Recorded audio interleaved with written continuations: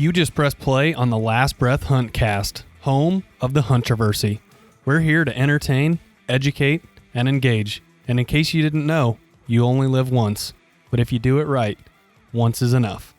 Don't waste it.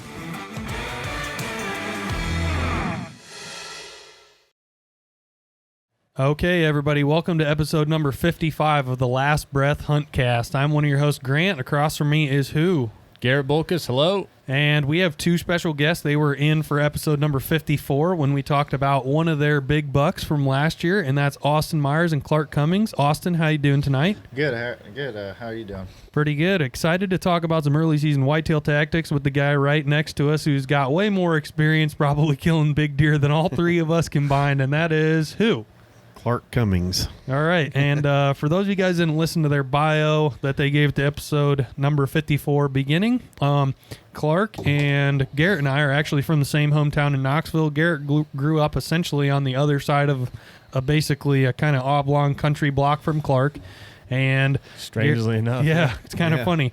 And Austin is Clark's would-be son-in-law.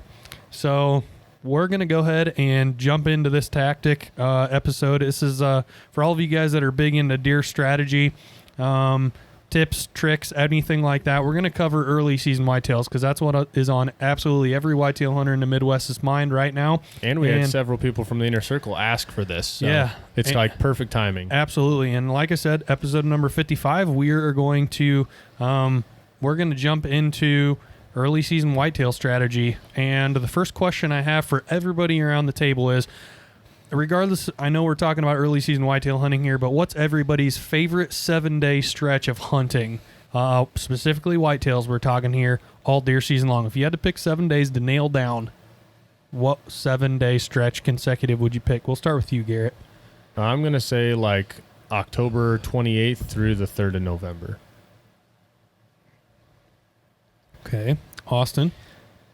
I'm going to say there's something about Halloween that I really like to kick it in gear. Halloween till probably the November 7th Sure.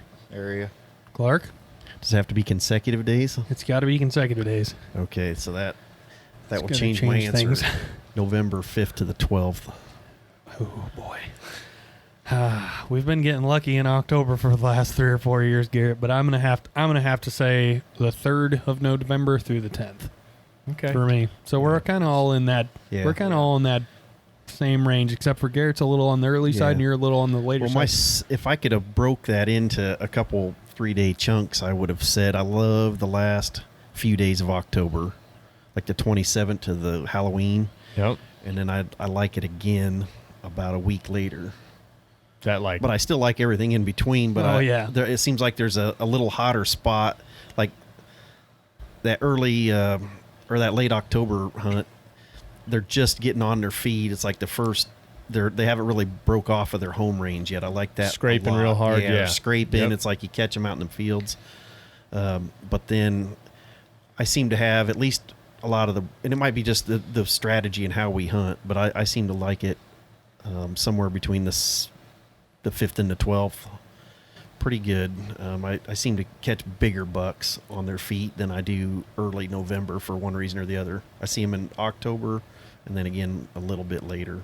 I mean, that's right on par our answers, because if you look at like us just as a group in Last Breath consistently, like I would say like the 2nd through the 12th, they're like the 10 days where almost all of our deer get killed. Yeah. With the outlier of like the late season food plot buck or an early October buck. The scrape bucks. I wouldn't say early October. Right. Yeah. But that's what we're talking about. I think a good question is, what's the earliest everybody has killed a buck? October 2nd for me. Jesus. Damn. That's a hard one to beat. Ultimate trump card. Can you beat that, Holy shit. Austin? Can you killed on opening day? I can't beat that. I never killed one on opening the day, 25th 25th? of October. And 21st my for me. dad, he shot one 3 years in a row on October 1st. Jeez. What? Yeah, October What? 1st, I'm on a train heading to Chicago, and he's like, and I just wait to open this, my phone. I turn it on, Oh, hey, man. just shot a big buck. Sends me a picture, and I'm like, I'm bummed I can't be there because I'm, Yeah, 4 you want to hours share away. it with him? Hell yes. And he 3 years in a row, he did it October 1st. I'm What? like, there's no way. Well, you got to have him start tying them up for you too. Yeah. Holy shit. Yeah, we needed to bring Darren Meyer in here for Yeah. the early season podcast. Man. That's He's pretty a really- impressive. For the opening day podcast, Yeah. specifically targeting bucks on opening day of And he white. and he That's just started crazy. running cameras again, but I was always the one to run them. And he just got. He's not lucky. I mean, he's been hunting for a long time. He Yeah. just goes out and he knows where to go. He has this certain oak stand and he kills these deer. So white It's- oak, he's hunting them on the oak mass. And he hunts them year after year, and I just could has see that success. then. But then it's weird because it went from October 1st to November 12th for 4 years in a row. It's cool how the trend goes, but Yeah. it's a big 3 difference for years months. in a row. Yeah. Yeah. Holy It's wow. like, give me a chance, Yeah. Right? No kidding. Garrett, when we killed Josh? 13th. 13th. Yeah. So we're talking about specifically, it kind of depends on what state the listener is in right now. But for 90% of our listening base who are planting roots in Illinois, we're talking about opening day of October 1st. And that could obviously be different for people that are opening up in late August or sometime mid-September, like a lot of states tend to do. But I'm glad we tackled the favorite 7-day stretch because we're going to talk about, October, which is maybe not on as many people's radar, right? And let's go ahead and hear your story, Clark. So think of all the deer that you've killed in October. What is the best story you have of harvesting one before November? And what I mean by best, I don't really know what I mean by best. It could be I the just wanna craziest know- thing that happened. I would rather know like what your approach is. So I have those in here. you do have those Yeah. in there. I'd rather Yeah, dive we're- right to that. To hell with the crazy story. I I want kinda to want- learn. I kind of want to hear the crazy story, though. Okay. Can you keep the crazy story? Is it Yeah, the I one? mean- I think there's one Is story. it the that's one good. with Matt? Yeah, where he made you rattle. Oh, that was a good one. That was a we good didn't one. kill that deer though. You didn't? No, we didn't. He come in, but we didn't kill him. I should have shot, and it was one of them deals. It was like I wasn't even ready when he came in because it was. So tell that story. Okay, so that story, it was. Story's I don't know awesome. if it was opening weekend, but it was really close to it. It was super early in October, first few days, and Matt and I went out and we hunted on this food plot. And Matt at the time was probably, I don't know, Young. Yeah, he was. I would say 7 maybe. It might have been 8. I don't know. He wasn't very old. So we're sitting in this buddy stand together, and we had been getting some pictures up on our clover and thought it's gonna be Yeah, I know.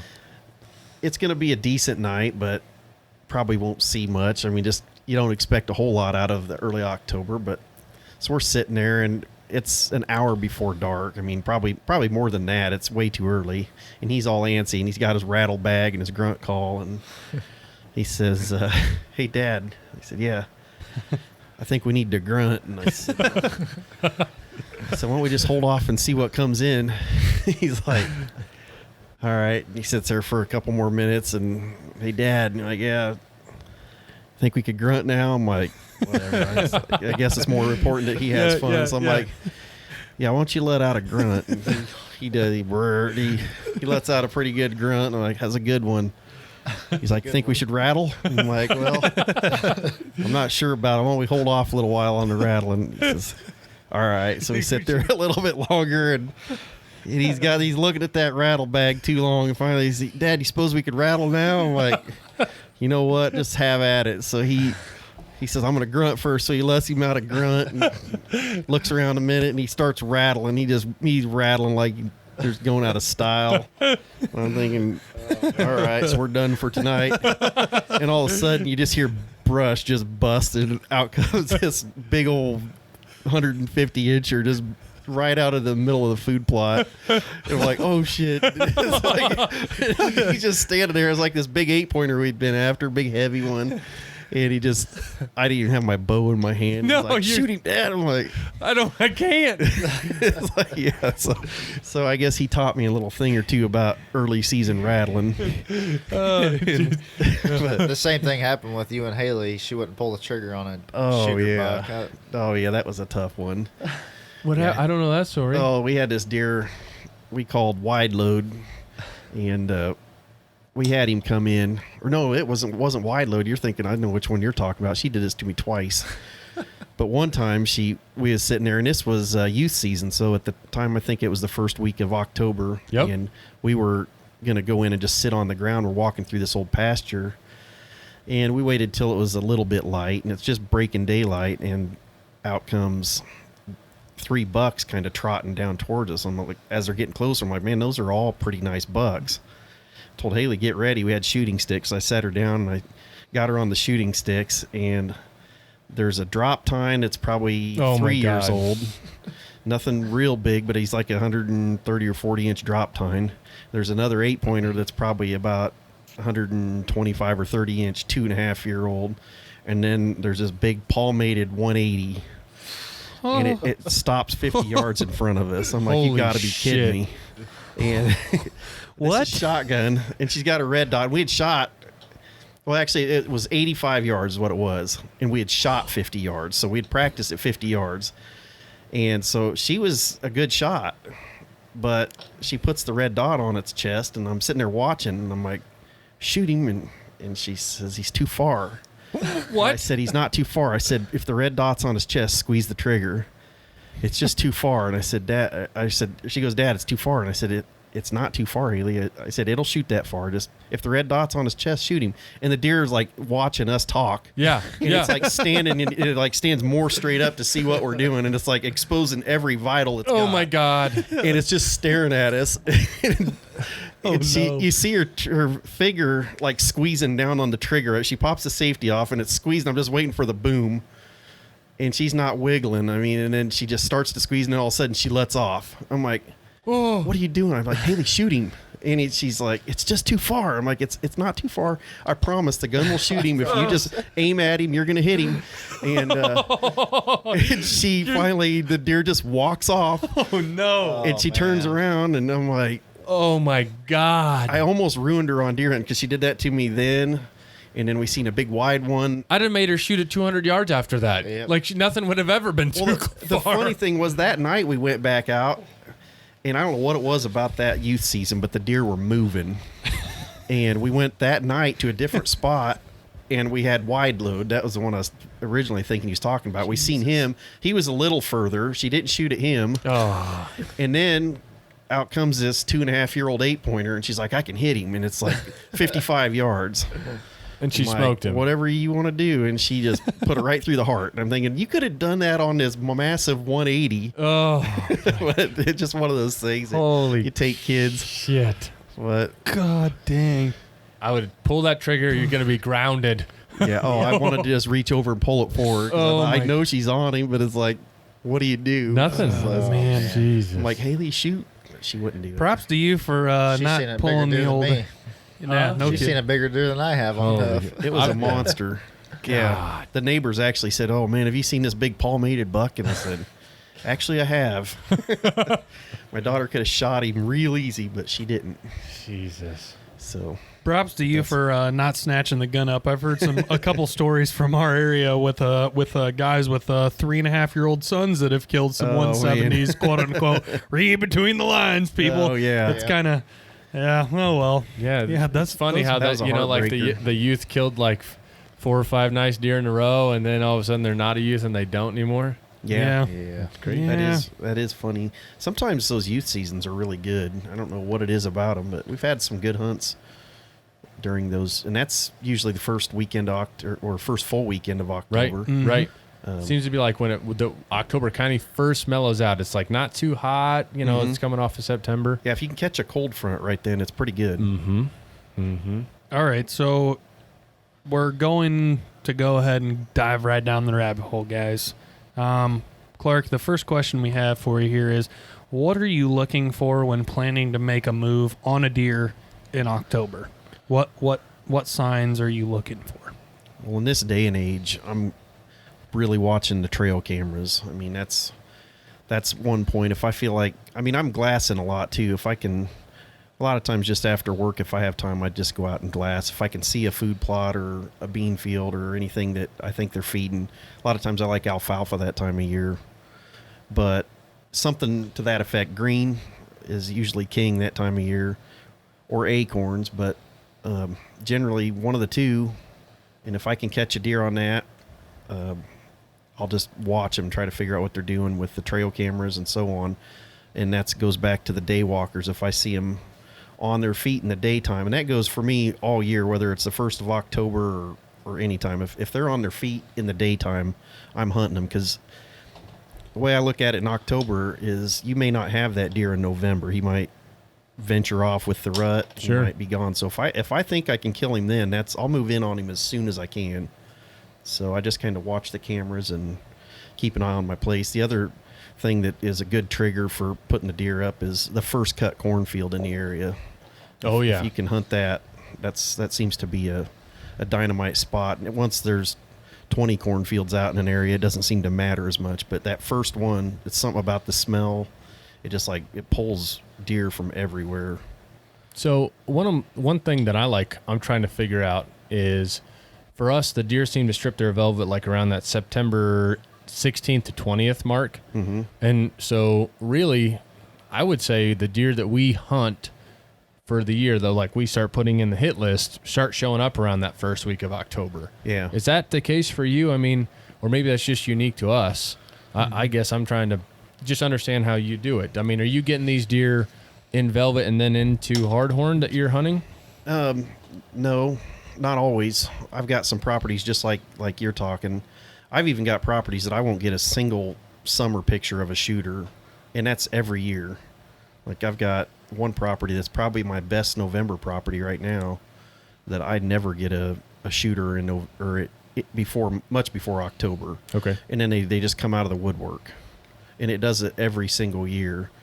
That's one thing I figured that out kind of the hard way over the years, especially with trail cameras. When I talked about sometimes trail cameras can be a hindrance, that's sometimes you watch them and you worry about them too much, and if you don't carry it out throughout the whole season, you're not really seeing what your property's doing. And that's when I first started running trail cameras. I'd run them, and by mid-October, if I didn't have any shooters, I was just done with that farm. It's like, well, there's not a shooter on here. And then the neighbor ends up shooting some monster, and it's like, maybe I'm not giving it enough time. So then I started running my trail cameras later.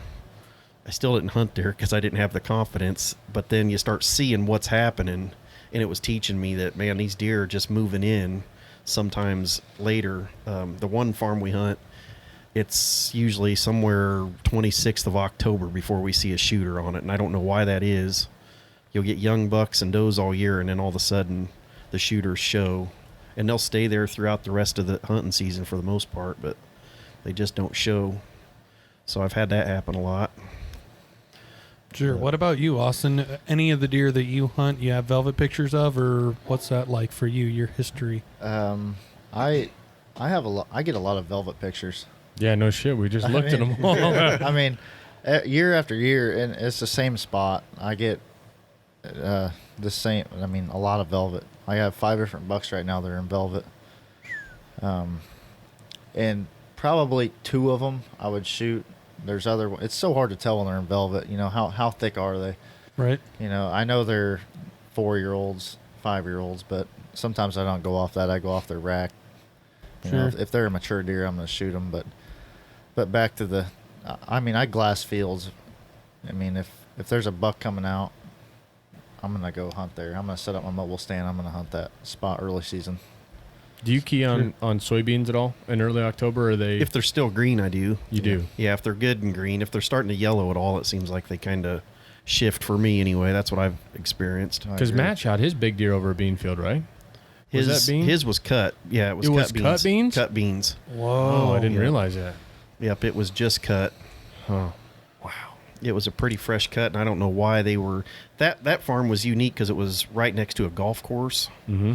And it was one of them places they just bed there. And the reason we hunted that was October 24th, I believe. Maybe 23rd, I guess. I think it was the 23rd. And we seen him on the evening of the 20th or 21st. It was a Thursday night we seen him. So we had to wait till Saturday to go in after him. And we had to wait for the first south wind. And I told Matt, we're going to go after that deer as soon as we can, because once the rut starts, I don't know if we'll see him again. Right. Because it was just a 20-acre patch of woods next to a golf course. And I thought, well, as long as he's there, we went out there to glass a different 8-pointer that we had seen the year before and we had seen once earlier in the year. So we went to go glass that 8, and when he first stepped out at like 300 yards, I said, there he is. And then I pulled the glasses up, and I was like, oh, man, that's a much bigger deer. And I started looking. I couldn't see all the junk, but I thought he was a 170-inch deer, which he was main frame. Right. That's but exactly with all what the he ended up. extras. Yeah, I didn't know. I couldn't see all the extras from that far back. So the night we went in after him, we got in there as early as we could. It's kind of warm, but we had a good, it was the first south wind that come in, and we slid in there, and Matt had his broken arms. I had to kind of hoist him up the tree with crossbow climbing things. I can't even think what you call the safety lines or whatever. Yeah. So I kind of had to pull on it to help get him up, and I got him up the line and had to push on him a little bit to get him in the stand, but he got in with his crossbow, and it was a shot in the dark, we felt like, but I said, what are you going to do if the 8 comes out first? And he said, well, I'm going to shoot him. Because he's Good a big answer. 8. I mean, he's a big 8. And sure enough, I was kind of hoping, I was like, man, I hope the big one comes out first if we even see either one of them. But it got to be there was some does come out, and then a 3-year-old 8-pointer come out. And he was pretty nice, and Matt let him go by. And he's like a 140-inch 8. He was a nice deer. Nice. Yeah, he really a thinner but really nice looking buck come out. And then it was just about the end of shooting light, and I heard some sticks pop, and I look over and I said, Matt, here comes the big 8, and he's coming out, and if he would have went 2 more steps to the east, he would have got shot, because Matt was on it ready, and he just didn't clear this one bush, and when he hit that, he headed north, and it put him to where he followed behind that bush till he got to about 50 or 60 yards, and then Matt's like, I can probably still hit him, like, just hold up. Maybe he'll walk back because he wasn't spooked at all. He's just out there feeding. And all of a sudden I heard something else pop behind, and I look and I go, Matt, he's coming. And he said, the big one? I said, yeah. And he's looking, and he's like, oh, man. I heard him, just his voice. He's like, he's huge. I said, he is huge. I said, he's coming right by us. Focus. And he's just on a steady walk, and he walked right by, and he hit the same spot that the 8 stopped behind, but instead of turning north, he turned right back towards us, towards the south. Oh, man. And he come right at us, and we had to wait till he turned broadside, and he stuck him. Yep. So it was pretty awesome, but 196 incher. So yeah, that's pretty was a good one, and yeah. all on film, and you got to be there when he killed it Yeah. too. Like And, Yeah, he, that was a killed, fun and he hunt. killed a bigger deer than you. Yeah. he's Oh, got yeah. the bragging rights on me, but that was a very exciting October story. One cool October story I had was the 2nd of October.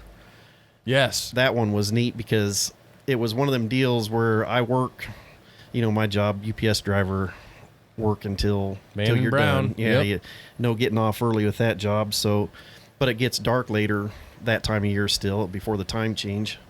So I got off at like 5:15 or 5:30, and I thought, man, this is early for me. So I wanted to hunt real bad, but I didn't have time to take a shower and all that. So I had a little scent lock suit, one piece overall. nice. So it was camo. I literally ran home, and I thought, I can get out. There's this one big 8-pointer coming out on this food plot, and I thought, I'm going to just slip up. I'd put a row of corn so that I could slide in behind it, and I kind of had it knocked out a little path through it, so I could literally follow the corn up to my food plot and then go right up the ladder of this little ladder stand. And it was only a 12-foot ladder stand. I put it up for me and Matt. I thought, I'm just going to go observe, see if I can catch one. So I ran off at work, got in there. I think I got to the farm and to my stand at 6 o'clock. Jeez. And I climbed up, and I hung my bow. I didn't even take my quiver off. I always have a little thing where I take my quiver off, and then I put my release on, and I knock an arrow and all that. Well, I hung my bag up, and I turn around, and here's this buck coming. And it wasn't the buck I was after, but it was this 2.5-year-old, and he's walking at me, and I thought he's going to see me, so I thought I'm just going to let him kind of feed around. So he's sitting there, and I'm watching him. He's eating. It was oats and brassica mix, and I was kind of watching what he's eating, and I'm just watching his lips grab the stuff, and he's gobbling up, and there was a bunch of young brassica plants he was he was chewing on, and I'm watching that, and I'm watching him so intently I don't notice that this big 8-pointer's walking right at me. So I look up, and here's this 8, and he's at about 50 yards coming straight at me. I'm like, oh crap, and I don't have my release on yet. Oh man. And my bow's still hanging there with the quiver on, and I don't have an arrow knocked. Oh, And I'm in a man. 12-foot ladder stand, and I'm literally, I could spit on the 2.5-year-old that's below me still. So I'm thinking this is going to be tough to pull off. So I reach into my bag real slow, and I get my release, and I put it on. I thought, okay, step 1 is done, and the deer's still coming right at me. He's just kind of standing there looking around, and he'd walk a few more steps and eat a little bit. And he gets up so close I can hear him eating. And he's just eating brassicas with the other one. And I got an arrow knocked, quiver still on, which I never shoot quiver on, but thought I wasn't going to worry about taking it off. But I somehow slid an arrow in there, and he stepped out at about 10 yards, and I stuck him. Jesus. And I looked at the time, and it was 6:15. I didn't stand 15 minutes. Oh my God. It's like I couldn't believe it. I got in there just barely. So that deer, I mean, were you going in to hunt that deer? I wanted to see him. I don't know why. When I look back, is like I'd been getting pictures. I don't know why I wasn't more confident, but I guess because He was it daylighting? so early. Yeah, he was daylighting, and I knew he was a really heavy 8, and I thought I just wanted to go in and see if I could see him. And I took my bow, so I was obviously ready to shoot something. But I don't know, my mindset when I went in, I wasn't in kill mode. I guess It's hard to have that confidence in like early October. Yeah, it was just more or less I'm going to go out and sit there and watch and see what happens. I was itching to get in the stand for the year, and thought I can slide into that one real quiet, and if there's deer in there, I'll just back out. So I thought I could look through the corn and see, and I cleared the food plot. It was about 12 rows of corn. I got far enough in that I could look through, and I thought, nothing's there. Hurried up, shimmied up the stand, and I no sooner than got in, and out come that first buck. And So would you rather hunt brassicas and grains like first week of October or clover and alfalfa? Generally, the two things I like the best is if I have a really green alfalfa field or clover. I like that a lot. The brassicas generally aren't my favorite till later in the year. But I like a cereal grain mix with some winter peas, anything like that. I mix a bunch of different stuff in my cereal grains. Sometimes I'll put sunflower, a bunch of different stuff that when it's coming up, they nip. I even throw some soybeans in some of that. Okay. I'll just mix like a real hodgepodge of stuff up. It's really close to what like Don Higgins plants the Deadly Dozen. It's kind of like what mine's more like a Deadly 16. I probably got a few more plants in there. So carrots and eggplant. Yeah. You never know. Jalapenos. Whatever I can find that I think, yeah, they like that, but it's basically a big smorgasbord plot. And I used to mix that every year myself. I started with my base was Triticale. Yep. And a lot of people don't know about that. Do you want to explain to that what that is? Yeah, it's a hybrid between winter wheat and rye. Yep. And the deer love it. The biggest problem with Triticale is sometimes it's hard to get first part of September. When you want to be planting it, the places around here, they always say, well, we don't have it yet, but we'll have it in 2 weeks. It's like, too late. I need it now. Yep. So that's the only reason I don't plant it every year. Sometimes I'll get it or I'll find some ahead of time, but I always try. I'm sure there's ways to find it if you got creative and called around and had it shipped to you, but just going off of our local people, it seems like it's hard to get early. But I would start with Triticale, and I'd put about 50 pounds of that. Then I would add about 20 pounds of Austrian winter peas. And then I would add some radish. I'd take a few pounds of high sugar oats, a few pounds of wheat, a few pounds of rye, just kind of start going from there. Some soybeans, sunflowers, and then rape, radish, brassica of all kinds, kale. And then you just broadcast turnip. that? Yeah, I just broadcast that pretty heavy, probably over 100 pounds to the acre. Real heavy. Yeah, real heavy. Wow. Now I keep the brassicas real low in that mix, so you have to. Don't want very that's much all you of it. have, right? Yeah, it's mostly a cereal grain mix, and if you can envision it when it's all growing, it's a pretty heavy cereal grain. You'll see quite a few sprouts of the winter peas coming, and then an occasional brassica plant, radish, rape, turnip, so on. The sunflowers, buckwheat, some of that stuff, when it's short, they nip the crap out of it. Yep. And it's good. So that's what I just mix up a bunch of that stuff. But I've had great luck hunting over that early season if you're planting something. But I just haven't spent the time to make that mix the last couple of years. I've been just buying more mixes. But Sure. there's mixes out there that are getting pretty similar to that now. What day do you think is like the tipping point, shifting gears away from food a little bit here? I'm glad you asked about food, Garrett. That was on my list here. But what if you were to nail down a day in October, Clark, that you were like, from here on, everything's different. I can spot a visual difference in between the first portion of October and the rest of the way here. What day do you think whitetail hunters should key on, at least in, the central Midwest, that is Missouri, Iowa, Illinois, Indiana, Wisconsin, To get away from area? the food? Just in which you think that, okay, pre-rut habits are forming in deer. What day do you think that is?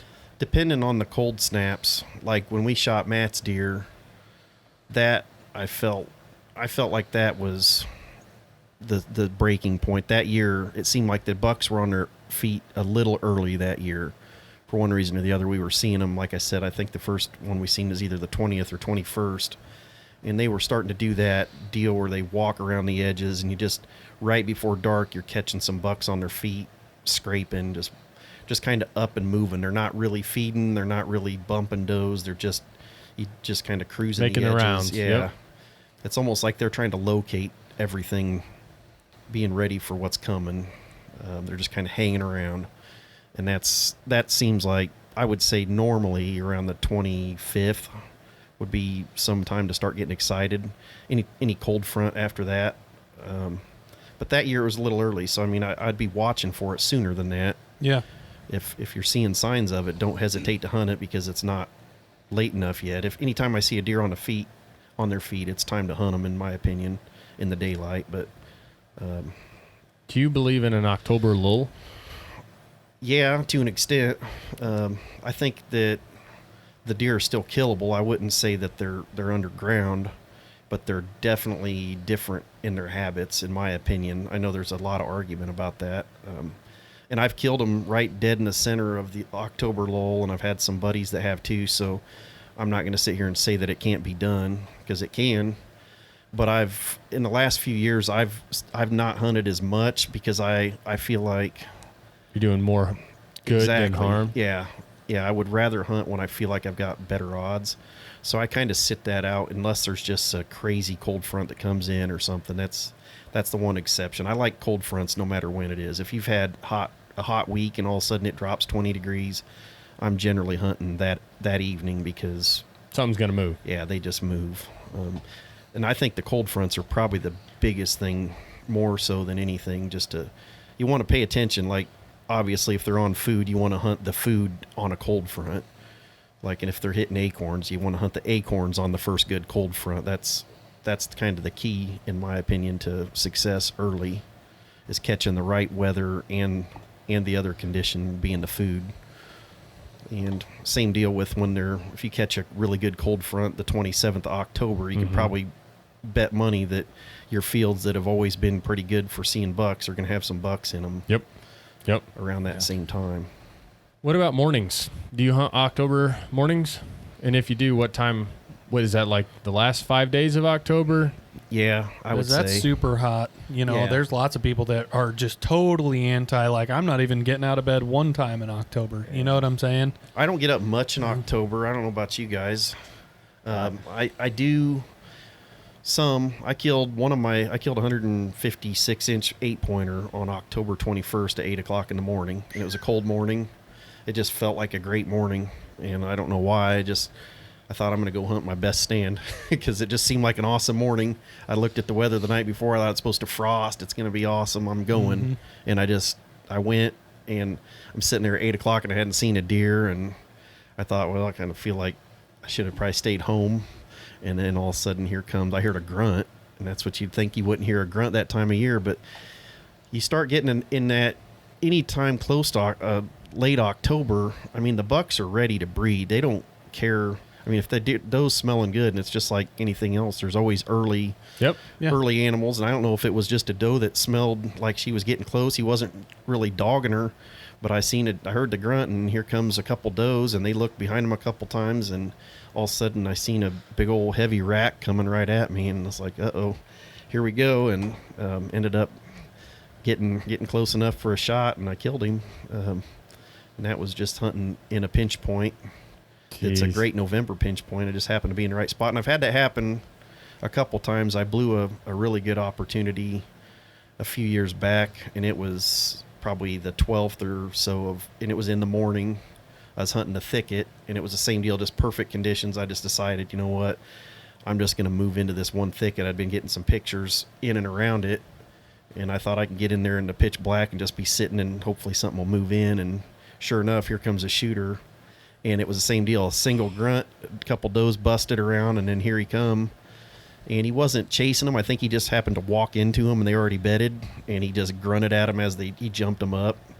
And then he kind of gave him a little stiff-legged trot, and they kind of forgot about what they was doing. And then he walked right by me, and I missed him. So, but Now, those 3 your dad killed on opening day, those were in the afternoon?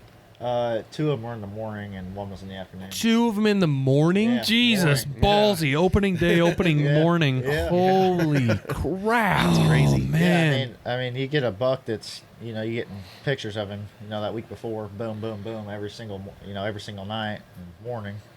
You're getting him twice a day. He's right there. So We got to hear that story from him sometime. Yeah. we got to get him in here.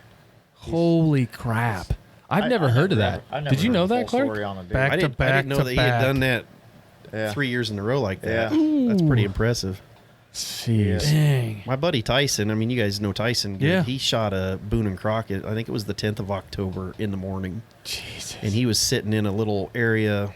It was a thicket. He was just hoping to catch him coming back into bed.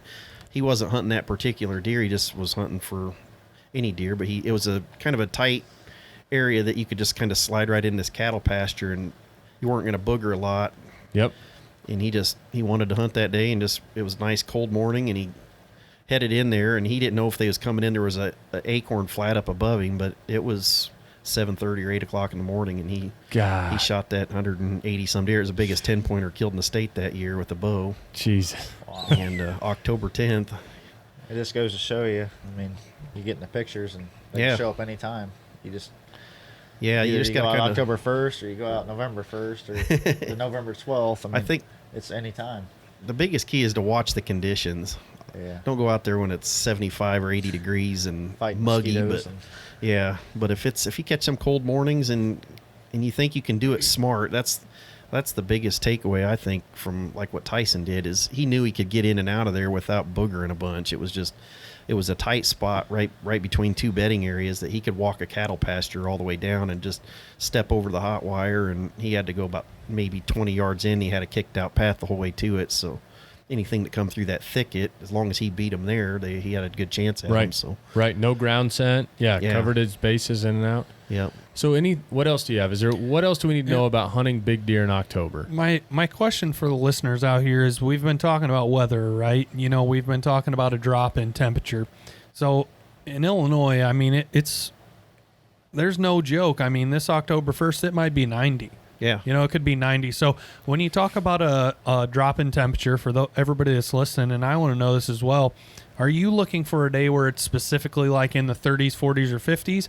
Or is any drop in temperature good? Like, let's say that we're hunting, all of us in the room here, hunting October 1st through 7th. And the 1st through 6th, it's like 80, 80, 80, 80, 80. And then the 6th or 7th day, it's like 60. Are you going to key in on that day? Or do you think that's kind of a quote-unquote fake? Like, not a fake, but A you know what I'm transition to, talking like, about, normal. right? I think it's good. I what think any do you think? significant drop. I mean, when you're talking 20-degree drop, I think it's time to get out there if you can. Okay. So even if it's still fairly hot by bow hunter standards. Warm. Yeah. Warm, right? Yeah, 60 in October still seems a little warm, but it's not bad. 20 degrees less than what it had been. Yeah, that's the Sure. biggest key. Is it? That was a question I It had. seems to be a big trigger. Just that drop is the biggest thing. Are you a moon guy? Not much. Not because I don't. It's not because I don't believe there's anything to it. But I'm going hunting either way. Sure. So when I'm on vacation, like in November, I'm not waiting on the right moon days because I'm going every single day. What about you? Do you do the moon? I don't. I I'm don't- the same way. Vacation, I'm hunting morning, night, sometimes all day. Yep. So I think there's things to it. I've seen certain action that I think if you was only planning certain days, like I used to really I don't know if it's because I read it or what, but I always thought the full moon was like evil. Don't hunt the full moon. They're only going to move all night long, and it's going to be terrible. But it seems like the days going up to the full moon is good. Okay.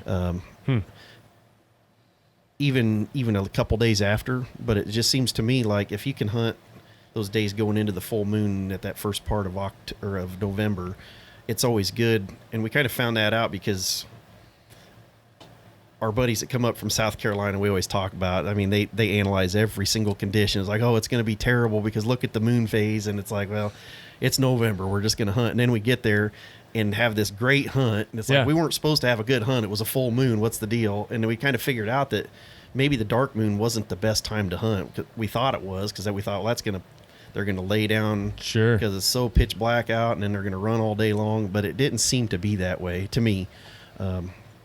I don't know if that's right with everybody, but that's the one thing I have noticed is the full moon isn't evil like you think it is. It's seems like, especially the days coming into it, are pretty good. Sure. I'm the same way. I mean, it just seems like, I don't know, people talk about the full moon, the deer moving all night. And there are times where I've been driving to go hunting and it's full moon, and I see a lot more deer when I am going in than when there's not a full moon. But I don't think it changes anything. I mean, right when it's that first couple weeks in November, I mean, I don't care if it's full moon or not. Yeah. Dark moon, I'm going to hunt, right? Yeah. Holy smokes. Yeah, it's that time of year. Even the hot days. We've had some days that we thought were just going to be lousy, 70-some degrees. And on paper, it should be really bad. And then you go out and have an incredible hunt. I think when you hit November, you just got to hunt. You just go for broke at that point. Put in the hours. Yeah. Because you just don't know, because it only takes that one doe being hot and they're going to be going. I mean, something's going to be up looking for her. If they smell her and she's in the area, that it doesn't matter. They may not be running as hard and for miles and miles, but if you got the right doe around you, or even a buck that's just come off of a doe, I mean, he's had a taste of it. He's not going to just go back and lay down. He's going to be back up and look, and he may not be running as frantic and as hard as he would on a really cold day, but he's still going to be moving. But how about rattling in October? Any advice on rattling in October? When's too early? When?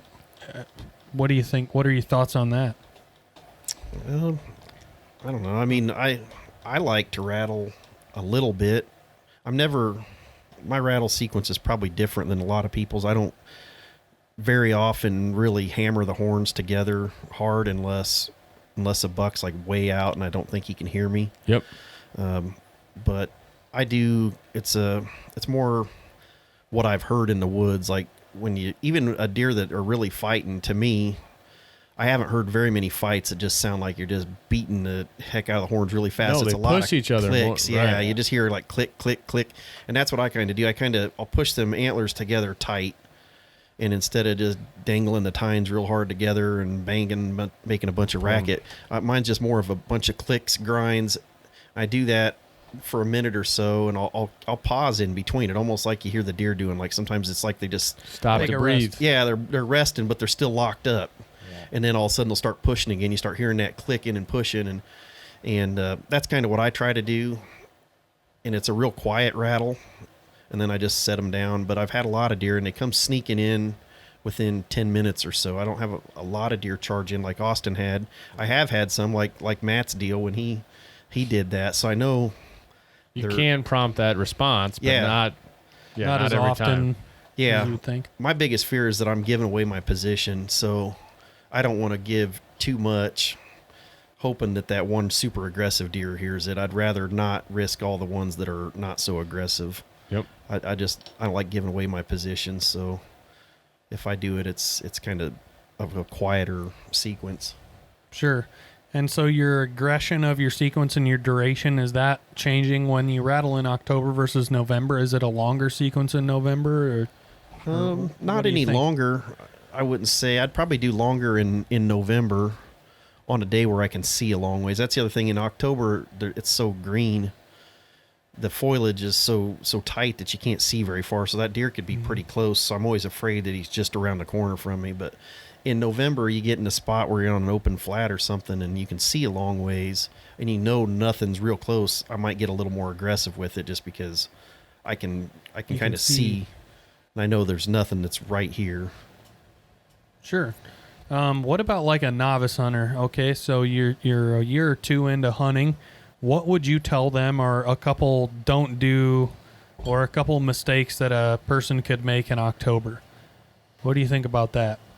What are a couple of things that are your hot button items? And you've been hunting for, 3 decades nearly, bow hunting for over 3 decades, right? So, I mean, if anybody knows, you would know. And even if it's just something you take for granted, Garrett and I were just talking about this the other day. There's a lot of stuff that most hunters do, and you're just like, well, I'm just going to do this. Why? Well, just because. There's a lot of things as a hunters that you take for granted of what you do. But if you were to take a kid that's just getting into hunting, what would you tell them? Like, if you're going to do something in October, definitely steer clear of this. I would steer clear of getting too aggressive in October. Exactly what I was going to say. I think there's days that aggression is good, but that's one of them things that you really got to know what you're doing to get aggressive in October, because there are times that you could probably move in on a certain deer, and people that have really studied them and understand the winds and the everything that goes into it, the thermals and slipping in, having entry and exit, because you need to be able to slip back out. You got to have that exit strategy, because you got to go in thinking, well, this is a good chance this isn't going to happen. I don't want to booger him for the whole year. Mm-hmm. So that's kind of the way I look at it. I hunt kind of on a outside in when it comes to the cover. I'm kind of hunting in an area, like I don't go into my deep thickets and stuff until later in the year when I'm going for broke. It's like last few days of my vacation, I've got the stands in there. They're ready to go. I had them ready in the spring before. Generally, I'll have those middle of the timber stands or middle of the thicket. Yep. And I don't move into those until it's like, okay, I'm getting down to the wire. I'm going back to work in a couple days. I gotta make something happen. I'm gonna move in tight then. But I think some people move right into the heart of their territory right off the bat in October, and they ruin it before it ever gets started. And I think on aggression too, like don't force to hunt, like what you were talking about in the lull, or if it's too warm. I think that's an easy way for guys to get burnt out really quickly, because it's shitty hunting. You're hot, you're uncomfortable, you don't see anything, and you've really just you've scented a stand, or you've worked a stand that didn't need to be. And so now you've got a bad taste in your mouth already. You just put another check mark on the wall for a day you hunted. And you shouldn't have been out there, and who knows what damage you did, like you're talking about. And I think that's the biggest thing for October for novice guys is if it's not right, just don't go. Let alone push all the way in. Yeah. Save that grind for the good time. Yeah. Okay. Got a couple of listener questions here for you, Clark. So the first question that I want to bring up is, how do you hunt around surrounding agricultural fields that deer go to instead of your food plots? What's your thoughts on that one? So you've got big ag, you as a landowner, you own a couple farms, lease a couple farms, permission a couple farms, and you've got a lot of food plots around, but how do you combat that? What are you going to do to cut deer off from going to a big agricultural like monocrop, at least in Illinois, versus your food plot? What do you do about that? Okay, so this question, so in our scenario, is this question based off of something that I could do ahead of time to fix that situation with food plots, or is it more of I don't have that option to do food plots and I need to try to figure out how I'm going to hunt him with just hunting the ag fields? Let's go for both. Let's say you've got one scenario in which you can change, so you can manipulate the situation. What's your answer for that? If I can manipulate it, basically what I'll try to do is put some type of food plot in between where the deer are bedding and the big ag fields. And a lot of times it's not big plots. You can call them kill plots, whatever you want to call them. I'll put those in between, knowing that I'm not going to stop them from going to the ag fields, but I'm going to slow them down. Yep.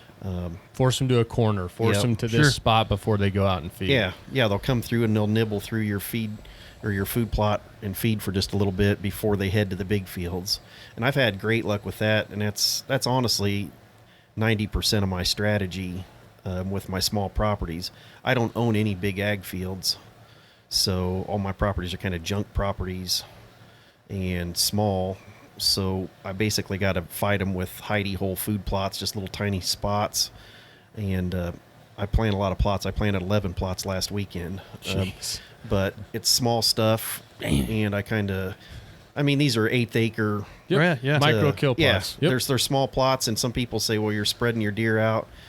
That's not what they're for. They're not to feed them and keep large numbers of deer. These are mostly slow down plots. I got an area I can hunt before they head to the ag fields, because I don't own the ag fields, so I can't hunt them. So that's kind of my strategy with my food plots, is more to slow them down, and you can keep an amazing amount of does happy on them food plots for a while, which if you're keeping the does in your timber for an extra half hour at night, your bucks are probably going to be somewhere behind them. So if your does move straight out to the ag fields an hour and a half before daylight or before darkness, the bucks are going to be kind of on their tail eventually as it gets closer to season. So I'm generally trying to just use those as a kind of a stopping point before they head out. So if I'm manipulating the land, I'll do that. How about if not, though? If you don't have the option? If I'm not, the best thing I've found is to me, it's more than a 1-year observation. It's like and this is probably another 2-part answer, because one, the best way, in my opinion, is observe the deer every year. You'll notice certain things about certain properties. They just like this point for one reason. They come out there. They come out on this particular side. You kind of watch them, and then you figure out, if I sat along that point on a northwest wind, there's no way they can win me, because it's blowing over top of this bluff, and it's not going to blow to where they're bedding, and so on. So I kind of watch for those things, and every time I see a big deer in particular, I watch what he did, and then I think, if in the perfect scenario, where would I have needed to be to kill that deer on that night, and how could I have got there? And then you got to go through the checklist. You say, okay, so he come out and he walked down that edge, but my wind would have been blowing towards his bedding, except for this one spot where it makes a bend. My wind would have been blowing straight towards the creek, and he couldn't have got behind me. And how would I have got to him? I could have slipped in. I might have had to walk up the creek and slip up the backside of that ridge to get to that spot. So once I found one of those spots, then that becomes my spot for hunting that field even next year, when I don't know if there's a big deer there yet or not. But if he is there, once I figure out he's there, then I know where a good spot I can hunt him. And so it's kind of I'm watching that, and sometimes it's 3 or 4 years of observation. You'll figure out these little kinks in their armor. Yep. And it doesn't matter if it's the same deer. A lot of times it's like something about the big deer do the same types of things. So I kind of watch that. That's something I do. And then if I'm going short-term solution on that, the best thing I can say is set up an observation stand somewhere where you know you're not going to bump the deer. Watch that field for at least one night. Figure out where those deer have come out, and then slip in there with a quiet stand. And I go in early, really early. I'll go in, and like, even though it's October 20th or something, I might go in at noon and hang that stand and just stay there. I don't leave and come back. I go in, I take a little saw, and I slide up. I try not to make a single peep, and I hang it, and I take my time. It might take me 2.5 hours to hang it, because you don't want to sweat. You don't want to make a lot of noise. Exactly. And then I'll stay there and I'll hunt it. And I've killed some deer that way. Just watching them. Freaking timber ninja. Yeah. Sometimes you just got to do that. Definitely gets easier during the rut to do the hanging hunts, but we've killed them early. I mean, fairly early that way too. So. Sure. Same question along the same line from the listener, Joe Billings. He wants to know as well. That was his first question. And his second question was, how do you hunt stubborn bucks that you can't get at without spooking? Stubborn bucks you can't get out without spooking. I would say... I'd say hunt along the field edge. I mean... Yeah, if you don't want to go too deep in the woods. Just hunt to where you know they're going. Sure. If you're hunting a mature buck and he's being stubborn, that's what I would do. I would go hunt in that area where he's at, and I would sit up right along the field edge. That way you're not going in there and you're not spooking all the deer when you're walking in. Joe from Illinois. Joe Billings. Believe so. I believe so. I just looked it up on the inner circle. Yeah, the other thing that you could possibly do would be just, and this is a really go for broke thing, but I hesitate to even say it because somebody might abuse this, and I don't want to steer them wrong, but I've killed some deer in their bedding areas knowing that's where they was bedding, and I've done it in that late October time, early in the day. Well, it was like that story I was talking about earlier. I probably shouldn't have been in that thicket when on that big buck I missed, but I was, because I felt like I could kill him in there. I was getting some pictures on the outskirts, and I thought, man, I can get in there early in the morning. And it was one of them places that I didn't feel like it was going to be anything that I was going to lose out on. I had other places to hunt. Yep. It wasn't my only spot, so I thought if I slide in there, even if I booger him, it's not the end of the world. I'm just going to hunt a different deer somewhere else. And so it was just a small 5-acre patch of woods, and I got in there early. I mean, it was like pitch black for quite a while I was in there. I slipped in and got in there before they came back and just waited on them to come back in. But that's a tough one, because that's a really easy tactic to burn your property. So you do that. High risk, high reward. Yeah. Yep. You just got to kind of play your cards. And I think that's the biggest thing to being successful with deer, in my opinion, is when to, it's like Kenny Rogers, know when to hold them and know when to fold them, or whatever the song is. Yeah. But it's something to that effect, that sometimes you just got to, your instinct tells you, like, all right, I'm going. And I'll be the first to admit that it hasn't worked out every time. It's just you go in and you win some and you lose some. Right. And, Sure. Yep. you just got to decide if the risk is worth the reward or not. And because that's a tough situation, because there are some bucks that are just almost unkillable. And I think that's about the only way you can get them, is just because they're going to be in that bedding area really early anyway. So it's impossible to get them, and they stay in it till late. Right. So it's hard to catch them anywhere except for in that bedding area on their feet. And if you don't have like that ability to have a late season food source, you probably won't be able to catch up to him. Yeah, exactly. That's a good point. And I like what you said about the knowing when to hold them, know when to fold them, because that's totally something that a lot of, I mean, you and I struggle with, and we talk about it every year. I think the person that knows when to go all in is Matt. He's aggressive, and it's super instinctual, and he goes right in, and he just seems to pay out for him. But at what cost? What other deer is he boogering up? But it seems to work out well for him, and I feel like that's part of everybody's worst enemy is just I've taken the precautions, I've built the food plots, I've put the stand in the perfect location, and now all of a sudden season's upon us. And I've got, realistically, for most whitetail hunters that can't plant food plots, you got about 6 weeks to kill a deer in Illinois. You've got October, the last couple of weeks of October, we're talking about 90% of the deer that are killed in Illinois killed between October 15th and like December 15th. You're picking up your 3 times that you can kill with a shotgun or a muzzleloader, and you're picking up the bow hunter's route, right? And for those people that can't plant food plots, you might as well write December off. Yeah.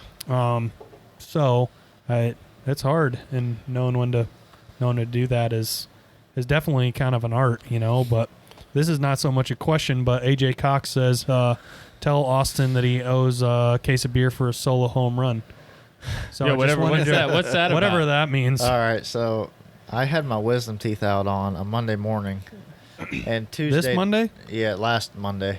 Oh, boy. So Tuesdays we play men's league softball in Galesburg at the Lake Story. Well, you're not. Did you skip out today? Yeah, I skipped out today. Jeez. So they're missing me, I guess.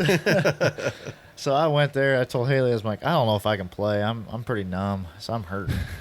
So the first at bat, I hit one over the scoreboard, and I'm like, man, Holy shit! This narcotic drug they gave me must be doing something. Right? What did they gave you steroids instead of painkillers? I guess. There's steroids in Must here. be like spinach Because I haven't for played Popeye. softball in like a year and a half.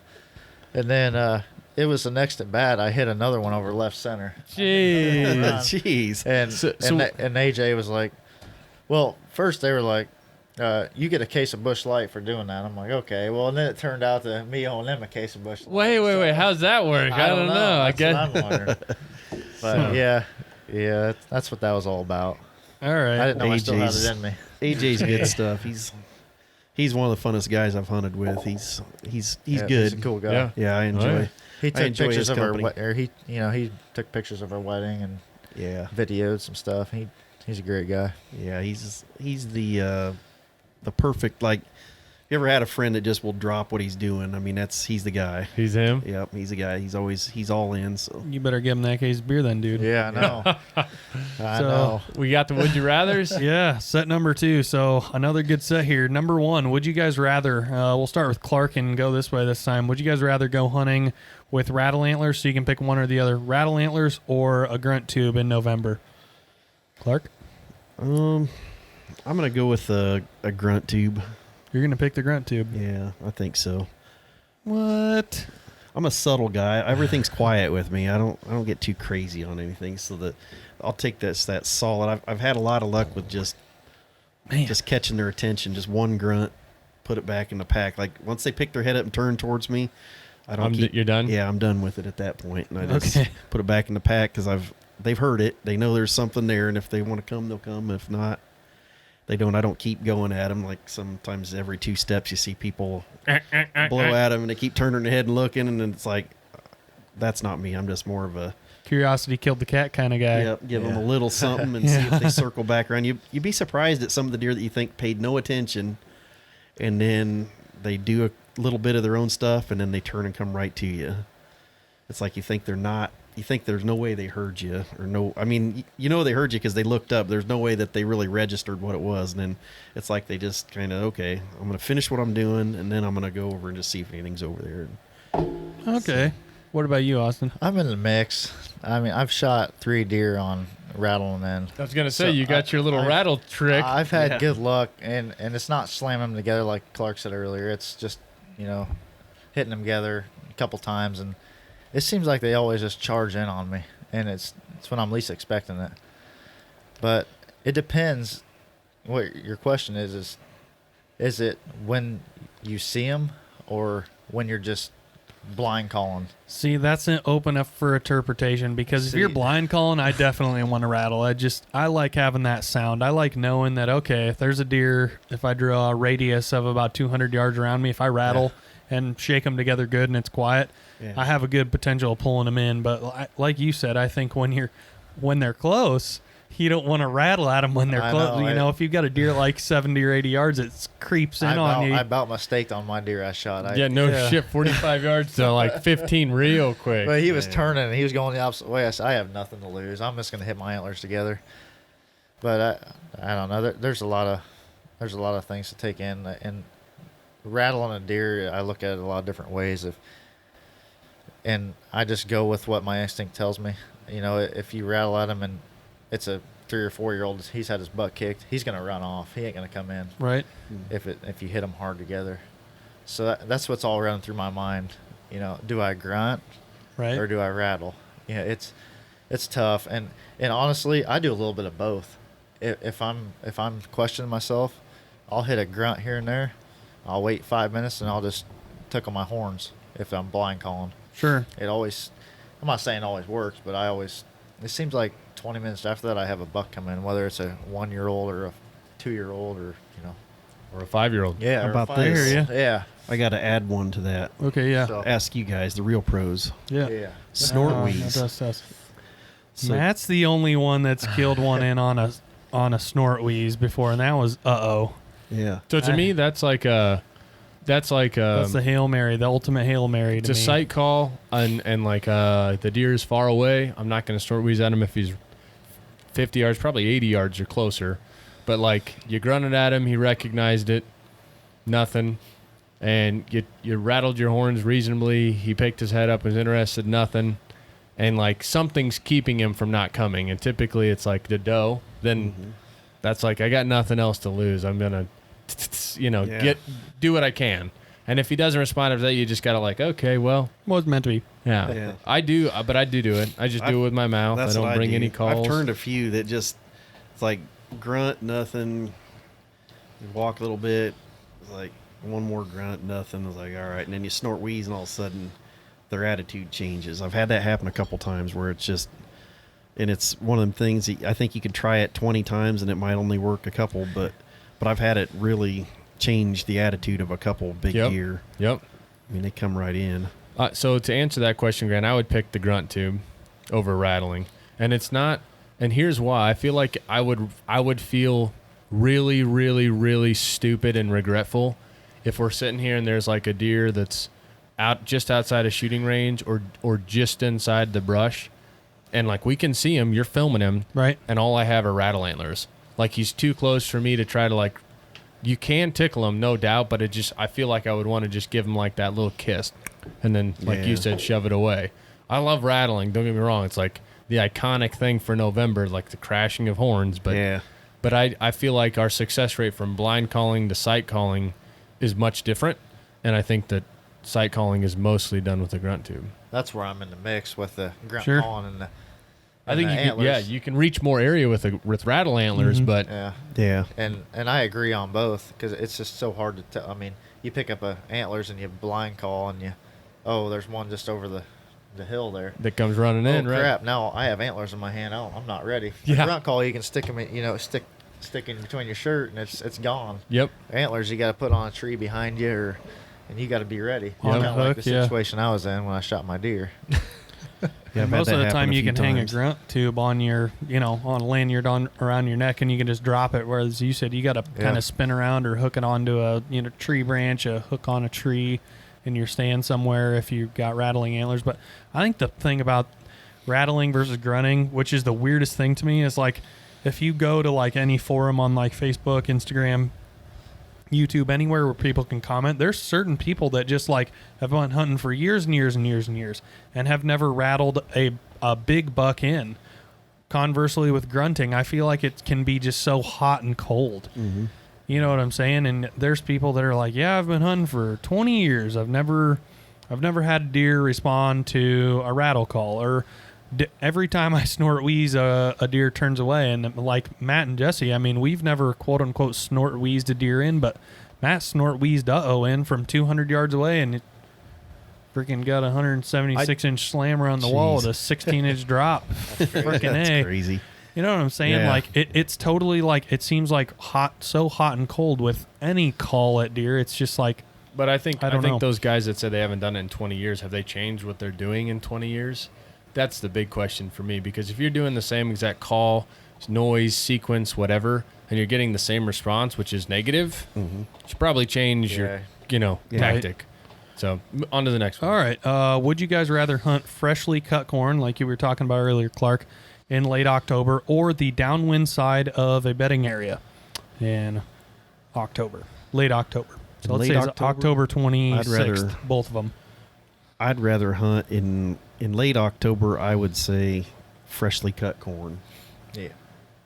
That's unanimous. Okay, well, that one's not as hard as I thought it would be. On to number 3. November that one was a little tricky. 10th, that might change. I'd be on the downside of that, or even the 7th, I'd be on the downside of that bedding area. But Okay. The third one, you get a steady trail camera flow of your target buck. So for either of these scenarios, you're getting lots of intel daily, right?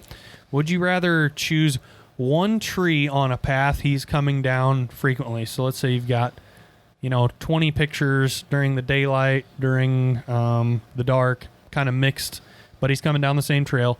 Would you rather sit on that one path for 10 days straight and hunt that deer? Or would you rather bounce to 10 different tree locations within those 10 days? Clark? that's a great question, actually. Thank you. That is good. The reason it's good is because that's something that you fight with in your own mind. At least, I know. At least I do, because sometimes you want to ride that line between burning out a stand and giving it enough time. Because if you really think about the odds, what's the odds that you go in there for 8 hours, and that's the exact 8 hours that deer's there? But if you're there 3 days in a row for 8 hours, that's 24 hours. Tripled your chances. Yeah, you just tripled your chances on that deer. So that's where it becomes hard to try to figure out, did I give that stand enough time to really hunt that deer? And I think I have a hard time with that personally. I mean, still, Same. as long as I've been doing it, sometimes I feel like I'm burning something out, and then I leave. For someone to show up. Yeah, and then I come back and check my cameras. He's there the one day I wasn't there. It's like, are you kidding me? Was it because I wasn't there, or was it because... Is that why he was there? Because he'd been kind of patterning me before? Or is he there just because of by chance and I just wasn't there when he came by? So what do you got? I don't know which one. I'm interested for Austin because you've referred a lot about your mobile stand. Yeah. So I'm interested on yours, but I want to hear Clark's first. Yeah, so I've got probably 60 sets. That's it? Maybe more, I don't know. Jesus That's Christ, just you got a storage unit for all those things? Well, every farm I have at least 1 or 2 stands for every wind. We got 6 or 7 farms we hunt, so I might have more than that because I've got multiple stands, sometimes on the same fields. I've got field edges. I don't like to hang stands if I don't have to. Oh, yeah, So I hear you. If I had one hung up there, I think, well, that's a pretty good spot. I'm just going to leave it. So I go get a different stand for the next time. So do you leave your stands up year-round, all year round? A lot of them. A few years ago, I thought, I'm going to start pulling these every year. And I pulled every single stand down, and the garage was full all year long. And I had to put them all back up. Yeah. I was like, Right where you took them down. yeah, I'm not doing this again. It was way too much work. So now I go up. My ritual is I climb the tree, check them good. A lot of times I'll add a strap. I don't cut the old strap off. I just add another strap. And then I get up in it, buckle in naturally, and trim it out. It's good to go for that year. I check all the straps. I'll kind of monitor if any of those cables are getting weak or anything. And then, so at that point, I'll either change the cables to chains. I'll just take some chain, paint it up in the summertime, and I'll change the cables to chains. If the straps are starting to get too bad, I'll just wrap a piece of chain around it or another good heavy strap. Sometimes you can go to Harbor Freight or something, buy a good heavy strap, fix them up, and I'll hunt them. And I've been hunting the same stands for 20 years. No shit. And other than that 1 year, most of them have stayed out. So none of his stands squeak then. Yeah, they're kind of frozen in place. Yeah, they're grown into the tree, man. I do try to loosen them up once or twice a year because I don't like it when they grow into the tree. Okay. So sometimes I'll loosen them at the end of the year. When I'm antler hunting or something, I'll pop them loose. I'll loosen them and then just retighten them so that it's like fresh. Yep. So. But you didn't answer the question. In the question, come on, dude. I know. One spot or 10 spots? I guess I'm a 10 spot guy because that's what I do. I mean, I've got no kidding. spots all over. Ping. What about you, Austin? I jump around a lot. I have a couple different farms I can hunt, but are you talking about if there's a big deer in that one spot? So the thing was, you got 20 pictures of a deer. Your target buck. Can you? Would you rather sit in one spot 10 times or move to 10 different spots? I mean, the farm I hunt, the options I got, I'm going to sit in the same stand because I don't think you can burn it out. I mean, where I'm hunting is along a field edge, and their bedding area is probably 150 yards to the west of that. I don't think you can burn a stand out doing that if you run your scent right. Right. And you're careful what you do. I mean, there is places where you can burn a stand out if you go in the woods and you don't watch your scent, obviously. But I mean, I'm gonna hunt the same stand, and it didn't work out for me. No kidding, right? There last year, 2019 bow season, I moved about probably 200 yards, and I shot the other buck. But it seems like they're always in the same area where I shoot them.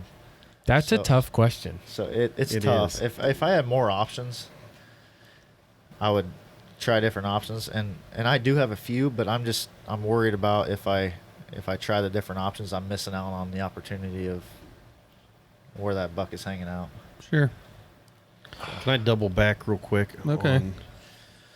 The reason I hunt so many different locations is I'm strictly a wind hunter. I mean, I wake up in the morning and I have a plan. I check the wind on the weather apps and so on. And then I make I got a little ritual I do when I go past the square in Knoxville. Look at the flag? I look at the flag. That's the tell. And I've changed my mind so many times on my way out because it's like, that's not going to be quite right. Because I hunt I'm kind of on a almost wrong wind most of the time. I like the deer to be working, or the wind to be working for the deer to an extent, rather than just blowing straight away from them. So a lot of them, like a north wind may work, and a northeast wind may be bad, or a northwest. I mean, it's like it's got to be a certain Just off. Yeah, and it's not every single spot like that, but I've got a lot of spots like that. So I'm hunting the fluctuation. I might be hunting the same deer on the different side of him. Yep. But it's just kind of that's why my answer would probably be the 10 different. I didn't really elaborate on why. I guess that's probably why. This is a tough one for me because I feel like if I chose the 10 consistent days in the same stand, there would have to be days where we wouldn't hunt because of what both you said. The chance of the wind being perfect 10 days in a row is probably slim. So I know I'm gonna have to sacrifice some of those days. I also think that like by bouncing around, you have an opportunity to kill more deer. Like we've killed 2 or 3 deer in a stretch of 10 days before, but not out of the same stand. Right. You know what I mean? Mm-hmm. So like if I wanted to be a glutton, I think I'd choose like bounce around to 10 different stands because you could not only kill that deer, but maybe other ones. But I think if you wanted to take the sure answer, if you like stayed put and hunted it smart, I don't know. I think I'd bounce around too. I think I would. Yeah. Just especially based off of the last 2 years and the way that we keep now like mobile sets, just cocked, locked, and ready, similar to probably what you have. Mm-hmm. And it's changed a lot of how we hunt. Like you incorporate the mobile data that you're being able to receive from mobile cameras, and now like easy stand systems that you can like throw up, take down. Mm-hmm. I mean, it's made us a lot more lethal. So I just started that this 2019 season is mobile hunting. Yeah. And it was incredible. I mean, I can throw a stand up in 15 minutes. I don't want to call it mobile. Like we don't hang and hunt necessarily, but it's like we get data, we see like a weather change coming, we'll go put a stand up, and then come out to like, go hang it like Wednesday after work and hunt it that weekend. Mm-hmm. Like that proactive hunting. We have done it where we've literally gone up the tree and hunted there. We've done it, but it's not as frequent as where we're like proactively changing a stand, moving a stand, hanging a stand for the upcoming front or something. Yeah. No, yeah, it's just there's a weather system coming in. It's a cold front. We're anticipating a northwest wind for 4 or 5 days in a row. What location can we hang this stand at for this chunk of days that we are able to hunt with work constraints for that northwest wind or for that east wind? Yeah. That's what we mean. Cool. It's just kind of anticipating that. But yeah, I told you those would you rathers were good today. Yeah, you did good I on had those. about 5 out of 6. I wish I could take back the freshly cut corn or the downwind side of embedding area. Yeah, that was the only one we didn't have to put a lot of thought into. Yeah, you're right. So But the other ones were those were good thinkers because you had to really thanks. you had to put your mind on that one because they were tough decisions. Yeah. Yeah. Well, Yeah, the business end, the inner circle. So the gear for the Last Breath launch party has been sent out. Hopefully you've got yours by now. Carbon TV. Hopefully we're going to make an announcement and tell you guys we were successful in that. Our Carbon Awards there. But on social media, you guys should all become a part of the Last Breath Inner Circle. We've got a lot of good discount codes already locked and ready to go, and some coming down the pipeline. So we've got a 25% off code on Badlands. Every piece of gear site-wide, 35% off site-wide on Outdoor Edge, 20% off plus free shipping for Code Blue, and hopefully Moultrie coming soon. Every Thursday in 2020, we're releasing a Throwback Thursday episode on our YouTube channel. We've got a ton of big bucks we're going to share with you. Every Wednesday, we're going live, and that's like that this will be the first time that we've ever done that. And all the deer, elk, mule deer, antelope, etc., stuff that we kill during the fall, we're going to bring that to you live every single Wednesday all season long. And this is the other piece of big news. So we've developed a new system, a new series with Moultrie trail cameras. All of our camera data over like the last 12 years. And we've made 13 episodes with them and showcased how we use a trail camera to kill 13 different bucks. So I think between you, me, Matt, Jesse, Jeff, and Logan, we've killed a little over, I think it's like 35 bucks in like the last 6 years, 7 years. And we're bringing you through how we do all of that. For 13 of those, we have extensive trail camera history, and that's a really cool series. And those will be every Sunday on our YouTube channel, on the Last Breath TV YouTube channel. So thank you again for listening to the Huntcast. Do you guys have anything you'd like to say? Because right now, when this episode airs, it'll be about the last week in August. So it'll be about 1 month before season. Any last minute piece of advice for Garrett, Austin, or Clark? What do you think? If you're bow hunting, shoot it, practice, and other than that, and 2 weeks from now when this launches, it might be baby time. Yeah. So congratulations again to you, Austin and Clark. Yeah, we'll be busy. You will be busy. Be a grandpa. If you don't have one, it'll be getting close, and crunch time will be upon you. We'll be getting close. I'll have a new hunter coming in. There you go. Yep. All right, guys. Well, thanks for making the trip up here tonight and talking deer with us. Thanks for listening, everybody. Don't waste it.